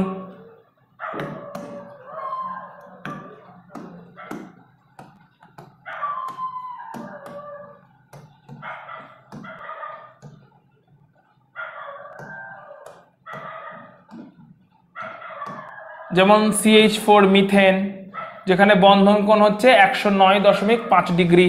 এটা হচ্ছে অষ্টতলকীয় না, এটা হচ্ছে ট্রাইগোনাল বাইপিরামিডাল, ট্রাইগোনাল বাইপিরামিডাল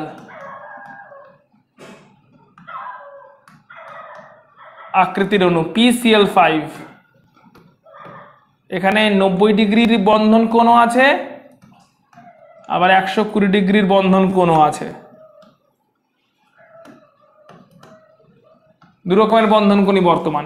তাহলে অণুর যে ডিফারেন্ট আকৃতি আমরা দেখতে পাচ্ছি, কোনটা রৈখিক, কোনটা চতুস্তলকীয়, কোনটা ট্রাইগোনাল প্ল্যানার, কোনটা ট্রাইগোনাল বাইপিরামিডাল, এই ডিফারেন্ট অণুর আকৃতির পিছনে অ্যাকচুয়াল রহস্যটা কি?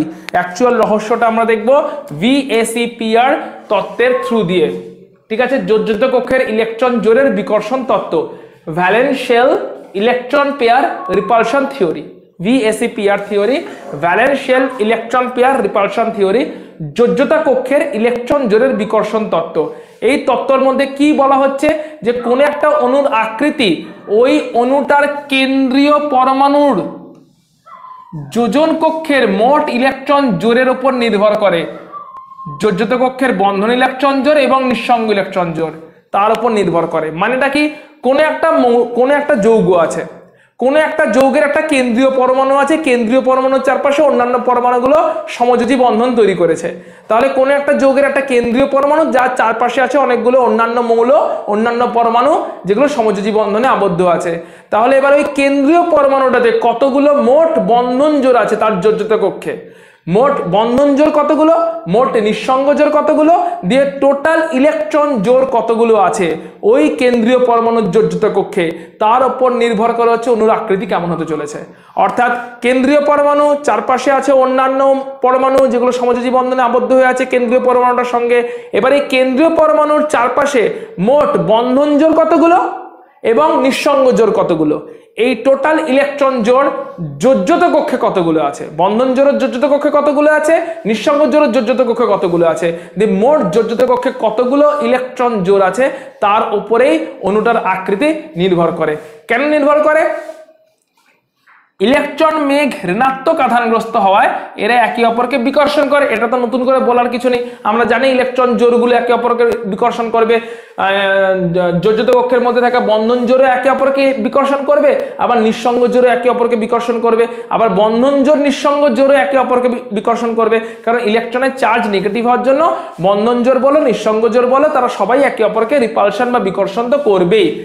তাই ইলেকট্রন জোড়গুলো এমনভাবে বিন্যস্ত থাকে যাতে তাদের মধ্যে বিকর্ষণ সর্বনিম্ন হয় এবং দূরত্ব সর্বাধিক হয়। অর্থাৎ পুরো জিনিসটার গল্পটা কি, ভালো করে গল্পটা বুঝে নাও।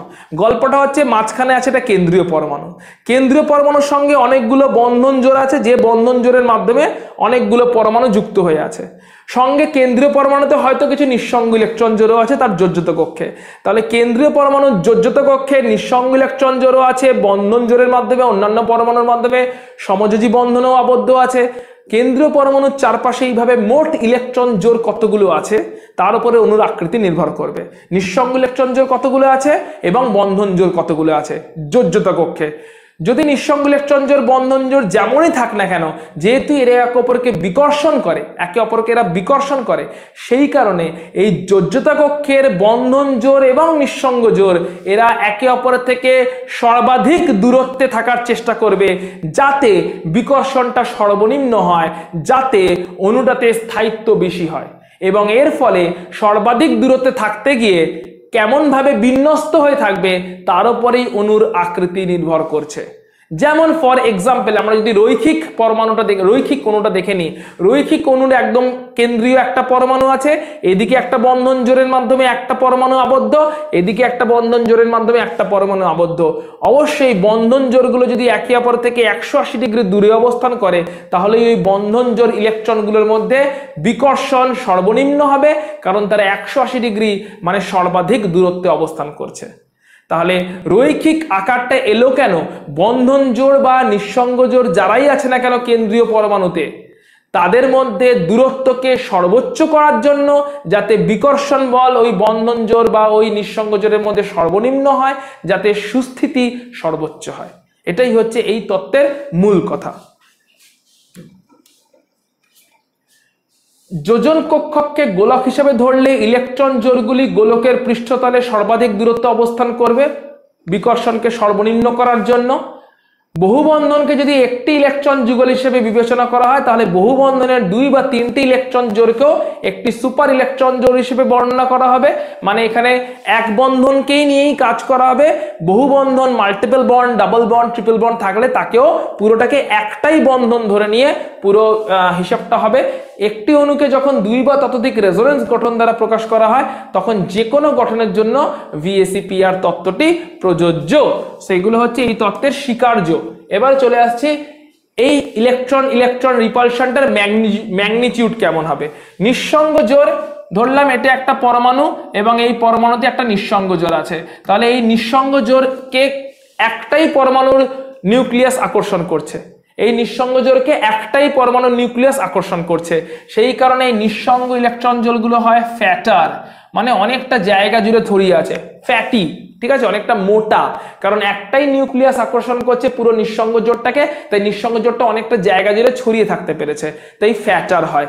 কিন্তু বন্ধন জোড়গুলো হয় স্লিমার, কারণ বন্ধন জোড়কে দুদিক থেকে দুজন পরমাণু আকর্ষণ করছে, দুদিক থেকে দুজন পরমাণু নিউক্লিয়াস আকর্ষণ করছে বন্ধন জোড়টাকে। এদিকেও একটা পরমাণু আছে, এদিকেও একটা পরমাণু আছে, এন্ড দুজন পরমাণুর নিউক্লিয়াসই বন্ধন জোড়কে আকর্ষণ করছে, তাই বন্ধন জোড় হয় স্লিমার। তাহলে বুদ্ধি করে বলো, ফ্যাটি ফ্যাটি রিপালশন বেশি না স্লিম স্লিম রিপালশন বেশি না ফ্যাটি স্লিম রিপালশন বেশি? কেমন রিপালশনের ম্যাগনিটিউড বা বিকর্ষণের ম্যাগনিটিউড হওয়া উচিত? অবভিয়াসলি যদি নিঃসঙ্গ জোড় রিপালশন হয়, এখানে দুজন ফ্যাট একে অপরের সঙ্গে বিকর্ষণ করছে, এই রিপালশন বা বিকর্ষণ সব থেকে বেশি হবে। যদি নিঃসঙ্গ জোড় বন্ধন জোড়ের মধ্যে বিকর্ষণ হয়, তাহলে এখানে একজন ফ্যাট আর একজন স্লিমের মধ্যে বিকর্ষণ কমবে একটু। যদি বন্ধন জোড়ের মধ্যে বিকর্ষণ হয়, তাহলে অবভিয়াসলি বন্ধন জোড় অনেকটাই স্লিম, তাই এখানে বিকর্ষণ আরো কমবে। যেহেতু এখানে একটি নিউক্লিয়াসের অধীনে আছে এই নিঃসঙ্গ জোড়টা, তাই এটা অনেকটা জায়গা জুড়ে ছড়িয়ে আছে, এর আয়তন বেশি, তাই এটাকে ফ্যাটার বলছি। আর এখানে কি আছে, এখানে যেহেতু দুটো নিউক্লিয়াসের মাঝখানে আছে বন্ধন জোড়টা, তাই এখানে অনেকটা কম আয়তনের মধ্যে পুরো জোড়টা আবদ্ধ হয়ে আছে, তাই এখানে আয়তন কম, তাই একে স্লিমার বলেছি। তাহলে আয়তন বেশি যেখানে, সেখানেই বিকর্ষণ বেশি হবে। দুটো নিঃসঙ্গ জোড় যদি থাকে, দুজনেরই আয়তন বেশি, দুজনেরই অনেকটা জায়গা জুড়ে ছড়িয়ে আছে, তাহলে সেখানে বিকর্ষণ বেশি হবে। আর যদি আয়তন কম ওয়ালা বন্ধন জোড় থাকে, তাহলে সেখানে অল্প জায়গার মধ্যে বন্ধন জোড়গুলো আছে, সেখানে বিকর্ষণ অবশ্যই কম থাকবে।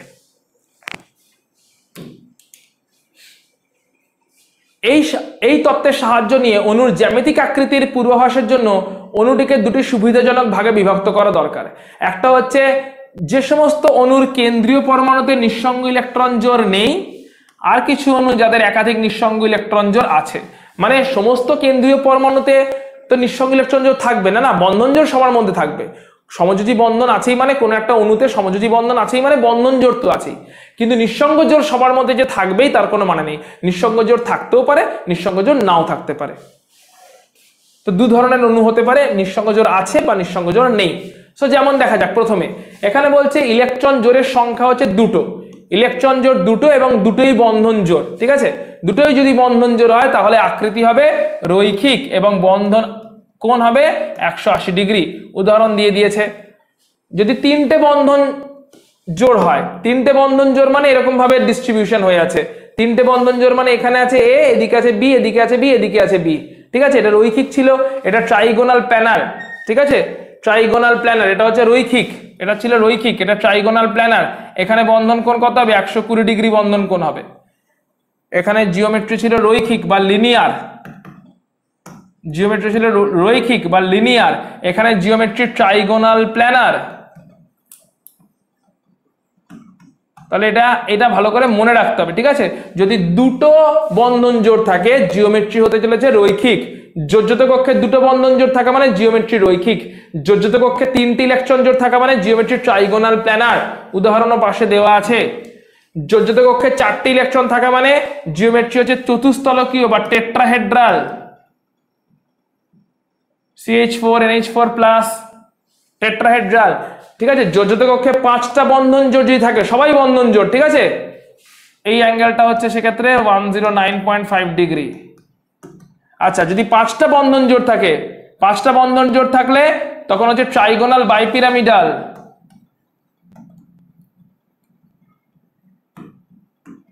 যোজ্যত কক্ষে কেন্দ্রীয় পরমাণুতে 5টি বন্ধন জোড় আছে, ট্রাইগোনাল বাইপিরামিডাল হবে হচ্ছে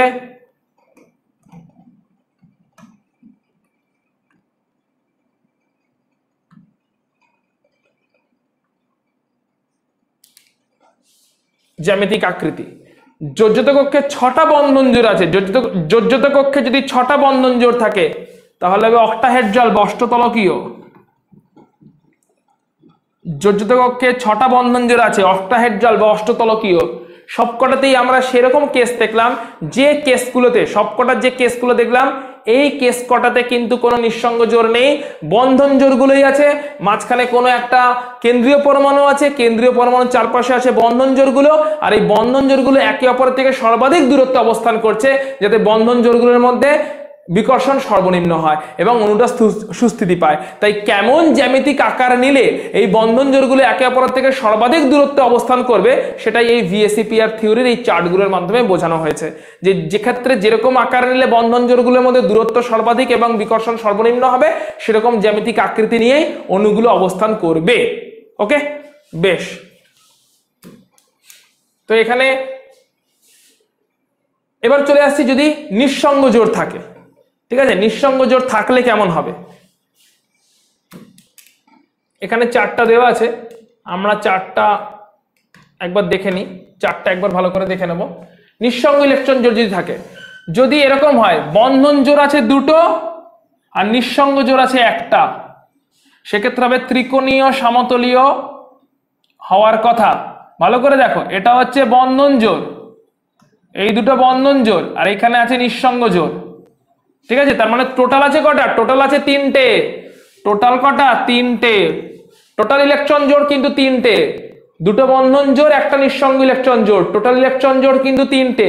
এই টোটাল 3টে ইলেকট্রন জোড় মানে হওয়ার কথা ত্রিকোণীয় সমতলিক, ট্রাইগোনাল প্ল্যানার, ত্রিকোণীয় সমতলিক, ট্রাইগোনাল প্ল্যানার বা ত্রিকোণীয় সমতলিক, এটা হওয়ার কথা, ত্রিকোণীয় সমতলিক বা ট্রাইগোনাল প্ল্যানার হওয়ার কথা।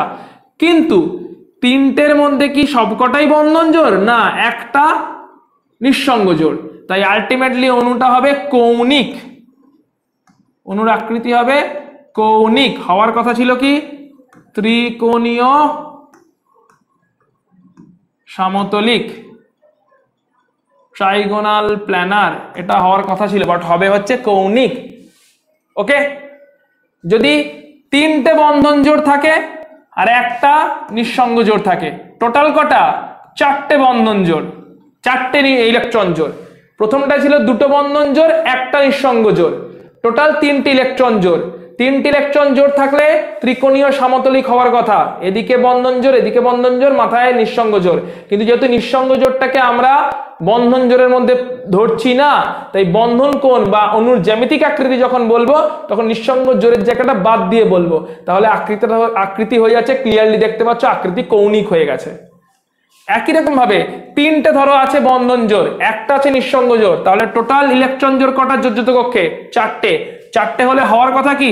চতুস্তলকীয় হওয়ার কথা, টেট্রাহেড্রাল হওয়ার কথা, কিন্তু চারটেই কি বন্ধন জোড়? নয়, একটা নিঃসঙ্গ জোড়। তাই নিঃসঙ্গ জোড়টা বন্ধন কোণ বা অণুর জ্যামিতিক আকৃতিতে কোনো রোল প্লে করে না, সেই কারণে এখানে ত্রিকোণীয় পিরামিডীয় হয়ে যাবে এর আকৃতি, ত্রিকোণীয় পিরামিডীয় হয়ে যাবে এর আকৃতি,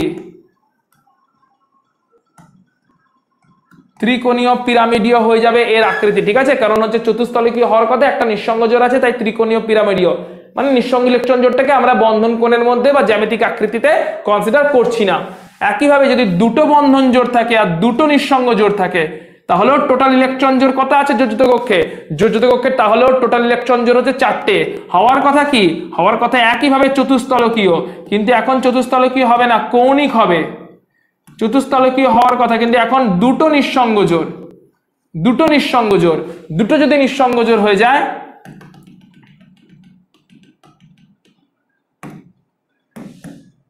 হওয়ার কথা হচ্ছে চতুস্তলকীয়।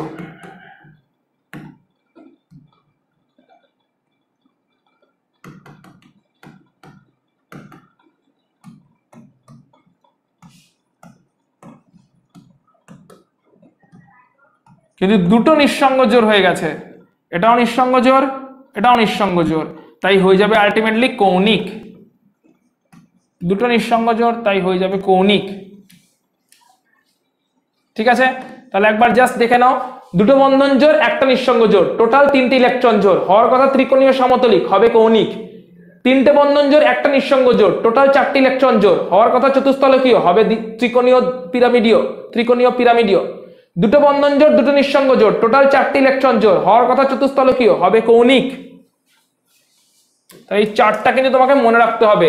একইভাবে চারটে বন্ধন জোড়, একটা নিঃসঙ্গ জোড়, টোটাল ইলেকট্রন জোড় পাঁচটা, হওয়ার কথা ত্রিকোণীয় দ্বিপিরামিডীয়, হবে সি-স। ত্রিকোণীয় দ্বিপিরামিডীয় হওয়ার কথা সি-স আকৃতির হবে। একইভাবে তিনটে ইলেকট্রন জোড়, তিনটে বন্ধন জোড়, দুটো নিঃসঙ্গ জোড়, তাহলেও টোটাল হচ্ছে ইলেকট্রন জোড় পাঁচটা, হওয়ার কথা ত্রিকোণীয় দ্বিপিরামিডীয়, কিন্তু এখানে দুটো নিঃসঙ্গ জোড় আছে, তাই ত্রিকোণীয় দ্বিপিরামিডীয় হবে না, হবে টি আকৃতি বিশিষ্ট। এখানে একটা নিঃসঙ্গ জোড় ছিল, তাহলে টোটাল ইলেকট্রন জোড় পাঁচটা মানেই ত্রিকোণীয় দ্বিপিরামিডীয়। এখানে একটা জিনিস বুঝিয়ে দিই, ভালো করে এই জায়গাটা বুঝে নাও, চার্টের জায়গাটা। যদি ইলেকট্রন জোড় 2 হয় রৈখিক, ইলেকট্রন জোড় 3 হয় ত্রিকোণীয় সমতলিক, ট্রাইগোনাল প্ল্যানার, ইলেকট্রন জোড় 4 হয় চতুস্তলকীয়, টেট্রাহেড্রাল, ইলেকট্রন জোড় 5টা ট্রাইগোনাল বাইপিরামিডাল হবে জ্যামিতি, ত্রিকোণীয় দ্বিপিরামিডীয়, ত্রিকোণীয় দ্বিপিরামিডীয়। ইলেকট্রন জোড় যদি 6টা হয় তাহলে হবে হচ্ছে অক্টাহেড্রাল, চতুস্তলকীয়, এই অষ্টতলকীয়, অক্টাহেড্রাল বা অষ্টতলকীয়। এটা টোটাল ইলেকট্রন জোড়ের কথা। টোটাল ইলেকট্রন জোড়ের মধ্যে সবকটাই বন্ধন জোড় হতে পারে, তাহলে তো যেরকম সবকটাই বন্ধন জোড় হলে কোনো ঝামেলা নেই, যেরকম জ্যামিতিগুলো দেখলাম সেরকমই হবে। কিন্তু যদি এরকম করে হয় যে টোটাল ইলেকট্রন জোড় 3টে, হওয়ার কথা ত্রিকোণীয় সমতলিক, কিন্তু দুটো বন্ধন জোড়, একটা নিঃসঙ্গ জোড়, তখন কিন্তু ত্রিকোণীয় সমতলিক থেকে স্ট্রাকচারটা ডেভিয়েট করবে, অন্যরকম হবে, কৌণিক হবে। টোটাল 4টে বন্ধন জোড়, টোটাল 4টে ইলেকট্রন জোড়, 4টি ইলেকট্রন জোড় হলে হওয়ার কথা চতুস্তলকীয়, 4টি ইলেকট্রন জোড়ে হওয়ার কথা চতুস্তলকীয়, কিন্তু যদি 3টে বন্ধন, একটা নিঃসঙ্গ থাকে তাহলে সেটা আবার ডেভিয়েট করে হবে ত্রিকোণীয় পিরামিডীয়। যদি দুটো বন্ধন, দুটো নিঃসঙ্গ থাকে, চতুস্তলকীয় থেকে ডিভাইড করে হবে কৌণিক। একইভাবে টোটাল ইলেকট্রন জোড় 5টা, হওয়ার কথা ত্রিকোণীয় দ্বিপিরামিডীয়, কিন্তু যদি 4টে বন্ধন জোড়, একটা নিঃসঙ্গ জোড় থাকে তাহলে হবে সি-স। যদি 3টে বন্ধন জোড়, দুটো নিঃসঙ্গ জোড় থাকে তাহলে হবে টি আকৃতি বিশিষ্ট। যদি 5টাই বন্ধন জোড় থাকতো তাহলেই ত্রিকোণীয় দ্বিপিরামিডীয় অরিজিনাল স্ট্রাকচারটা কিন্তু হতো। একইভাবে যদি টোটাল ইলেকট্রন জোড় 6টা হয় তাহলে জিওমেট্রি হবে অষ্টতলকীয়। টোটাল সবকটাই বন্ধন জোড়, তাহলে জিওমেট্রি অষ্টতলকীয় হবে, অক্টাহেড্রাল হবে। সবকটাই বন্ধন জোড়, 6টাই বন্ধন জোড়, তাহলে হবে জিওমেট্রি অষ্টতলকীয়। কিন্তু যদি 6টাই বন্ধন জোড় না হয়ে 5টা বন্ধন জোড়, একটা নিঃসঙ্গ জোড় হয়, তখন কি অষ্টতলকীয় হবে? অষ্টতলকীয়ের মতন হওয়ার কথা, কিন্তু হয়ে যাবে বর্গাকার পিরামিডীয়। একইভাবে যদি 6টা ইলেকট্রন জোড়, কিন্তু 6টা ইলেকট্রন জোড়ে 6টাই বন্ধন জোড় নয়, 6টা ইলেকট্রনের জোড়ে 6টাই বন্ধন জোড় হলে অষ্টতলকীয় হতো, কিন্তু 6টা ইলেকট্রন জোড়ের কিন্তু এখন 6টা বন্ধন জোড় নয়, এখন দুটো নিঃসঙ্গ জোড়ও আছে, 4টে বন্ধন জোড় আছে। তাহলে এই অবস্থায় অষ্টতলকীয় কি হবে? আবার ডেভিয়েট করবে, হবে সমতলিক পিরামিডীয়। অর্থাৎ এইভাবে VACPR থিওরি বন্ধন জোড় আর নিঃসঙ্গ জোড়ের নাম্বার কতগুলো আছে তার উপর বেস করে অণুর জ্যামিতি ডিসাইড করে। পুরো চার্টটা মুখস্থ রাখতে হবে এমসিকিউ কে কুইকলি সলভ করতে গেলে। এই চার্টটা বইতেও দেওয়া আছে, এখানেও দেওয়া আছে, পুরোপুরি মুখস্থ রাখতে হবে লিখে লিখে, যে বন্ধন জোড় কটা হলে জ্যামিতি কেমন হবে, নিঃসঙ্গ জোড় বন্ধন জোড় মিলিয়ে কটা হলে জ্যামিতি কেমন হবে, পুরো চার্টটা যেন মুখস্থ থাকে, কারণ তবেই কুইকলি এমসিকিউ সলভ করতে পারবে। এমসিকিউ এর ব্যাপার এখানে কিন্তু কোনো সাবজেক্টিভ এক্সামের ব্যাপার নেই, লিখে এক্সপ্লেন করার ব্যাপার নেই। এমসিকিউ সলভ করতে গেলে কিন্তু তোমাকে এখানে পারদর্শী হয়ে উঠতেই হবে, যাতে পুরো চার্টটা যেন মুখস্থ থাকে। পুরো একদম ধরে ধরে বুঝিয়ে দিয়েছি, 3-4 বার জাস্ট ভিডিওটাকে দেখো এবং সঙ্গে সঙ্গে লেখো, আমি গ্যারান্টি দিচ্ছি চার্ট তোমার মুখস্থ হয়ে যাবেই। আজকের ক্লাসে আমরা অণুর জ্যামিতি আকৃতিগুলোর বেসিক্সটা নিয়ে শেষ করলাম। পরের ক্লাসে আমরা সংকরায়ন নিয়ে আবার ফিরে আসছি। দেখা হচ্ছে তোমাদের সঙ্গে পরের ক্লাসে। ততক্ষণ পর্যন্ত তোমরা প্রত্যেকে এই প্রত্যেক কটা ভিডিওকে ভালো করে দেখো, প্রত্যেকটা কথা শুনে স্কিপ না করে ডিটেল বোর্ড ওয়ার্ক ফলো করে প্রত্যেকটা কনসেপ্টকে ভালো করে দেখো, বোঝো এবং তার সঙ্গে বইটাকে একবার গো থ্রু করে নাও। এত সহজ হয়ে যাবে এই চ্যাপ্টারটা যে তুমি প্রত্যেকটা কোয়েশ্চেন্সের আনসার উইদাউট এনি হেল্প তুমি নিজে থেকে করতে পারবে। এবং শুধু নিজে থেকে করতে পারবেই তা না, তুমি প্রয়োজনে তোমার বন্ধুদেরকেও সাহায্য করতে পারবে, যারা হয়তো অতটা দেখতে পাচ্ছে না, দেখার সময় হয়ে উঠছে না, কোনো কারণে বুঝতে পারছে না, তাদেরকেও তুমি অবধি হেল্প করতে পারবে। এত দূর গ্যারান্টি দিয়ে বলছি। যদি তুমি নিজে এই প্রত্যেকটা ভিডিওকে ভালো করে দেখো, সঙ্গে বইটাকে একটু গো থ্রু করে নাও, তাহলে তুমি এতটা পারদর্শী হয়ে যাবে এই ভিডিওটা থ্রু দিয়ে, এই চ্যাপ্টারটার মধ্যে, যে তুমি তোমার বন্ধুদেরকে অবধি হেল্প করতে পারবে, তুমি এমসিকিউ চোখের নিমেষে নামাতে পারবে, কেউ তোমাকে আটকাতে পারবে না যদি তুমি এখানে পারদর্শী হয়ে ওঠো এই চ্যাপ্টারটাতে। একদম ডিটেলে ধরে ধরে তোমাকে আমি বোঝাচ্ছি, তোমাকে কিন্তু এই কাজটা করতে হবে। প্রত্যেকটা ভিডিওকে থরলি দেখতে হবে, সঙ্গে বইটাকে একটু গো থ্রু করতে হবে, তাহলে তুমি এতটাই হাইলাইটেড হয়ে উঠবে যে তোমাকে তো কেউ আটকাতেই পারবে না। দেখা হচ্ছে পরের ক্লাসে।